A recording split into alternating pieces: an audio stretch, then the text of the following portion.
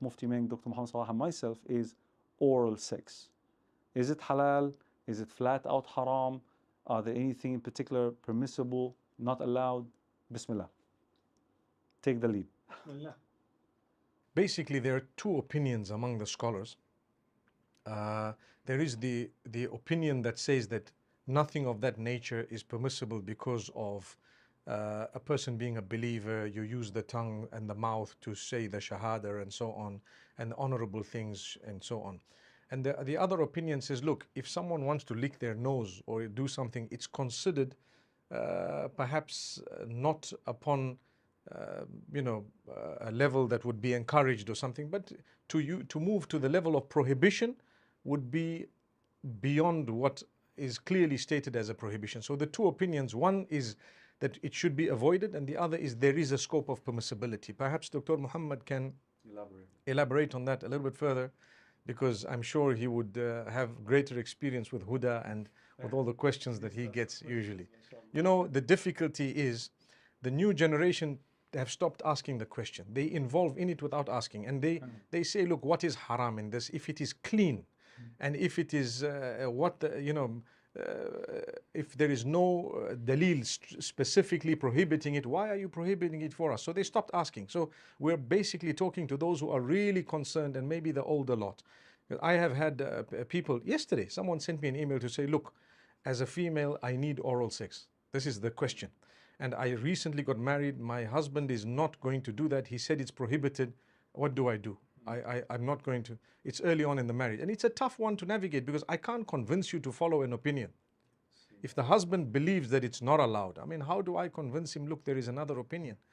And if someone is following the other opinion, how do I convince them the other way? Dr. Muhammad, you have to really navigate through this one, because it is one of the crucial questions that needs to be hit head on.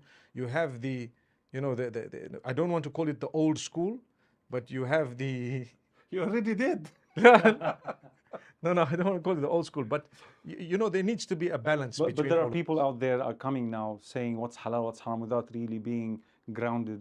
Okay, to start with, can I say something really important, more important than the question of oral sex?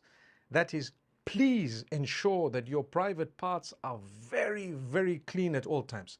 That's something that you should never compromise. And this is why you and I know about halqul ana, that the removal of the hair of the entire private area is something from the fitrah. And we should be doing it on a regular basis. Some people have asked, are you allowed to laser? Are you allowed to wax? Are you allowed to remove this way? You remove it however you have to. You just give him another question, though. Allahu Akbar. Allahu Akbar. You added to the list, mashallah. We added to the list. This is something very important for people to know. Yes, do you see how deep it goes? So this time I'm interrupting you, Habib. Allahu Akbar. So nonetheless, the place needs to be clean. I mean, if someone wants to really, if they can really kiss someone on the nose and bite the nose and lick somebody's nose and lick somebody's ears, I mean, if the place is generally clean, it's very different from if, you have green snots coming out and you say, can I lick the nose? La hawla wa la quwwata illa billah. May Allah forgive us.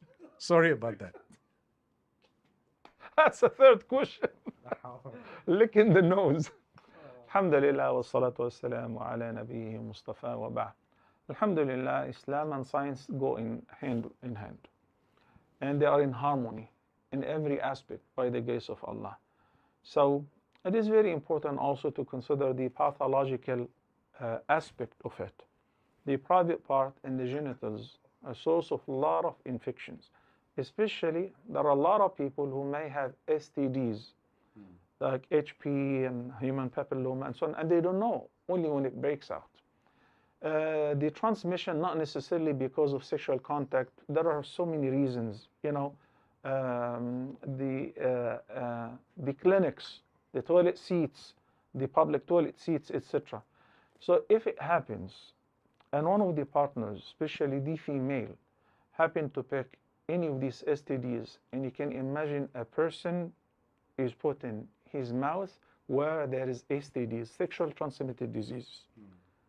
This is completely not advised, because it's not about the cleanness. You're talking about viral infection.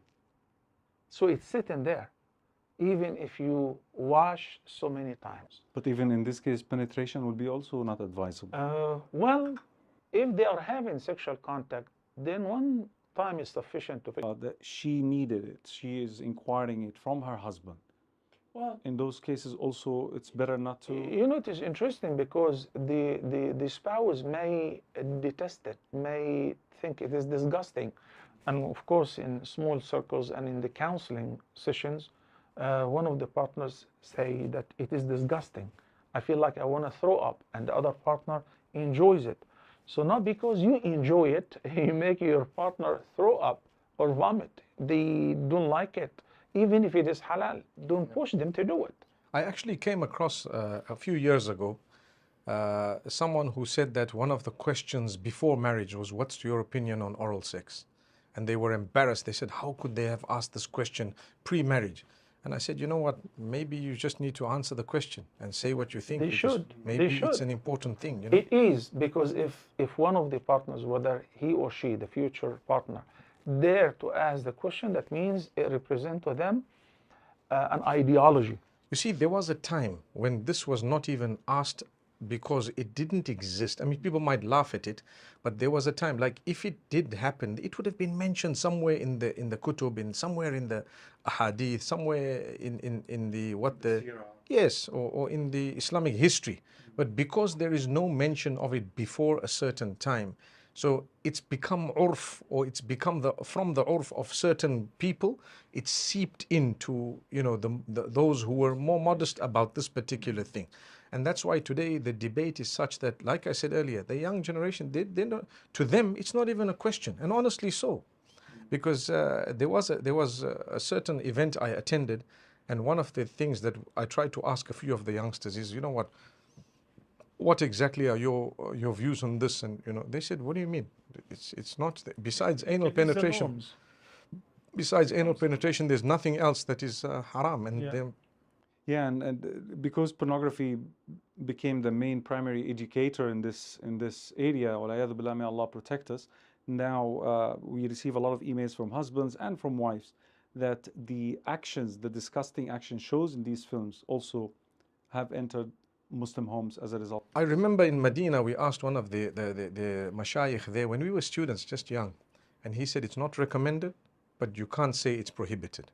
So they left it at that. And we were, that time I was too young and shy to even ask further. We just kept quiet, and you know. One thing Brother Wael just brought up, talking about the porn industry, that we need to share with the viewers something really important. What is being presented in the porn movies and the porn industry does not represent the reality or the truth whatsoever.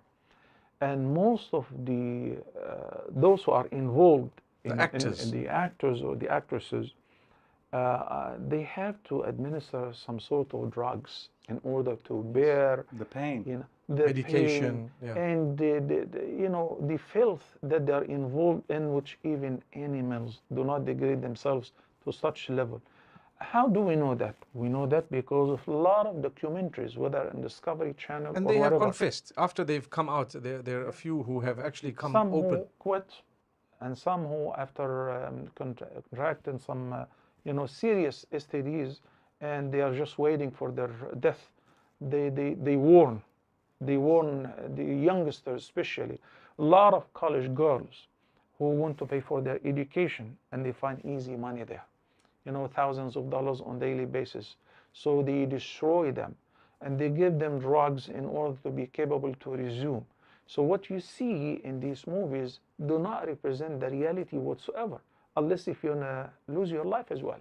In fact, there is a professor in Australia by the name of Mary Crabb. She actually traveled to certain parts in the States, and she interviewed porn stars. And one of them mentioned that those who are trying to imitate us in the homes, they need to see psychologists. Mm-hmm. This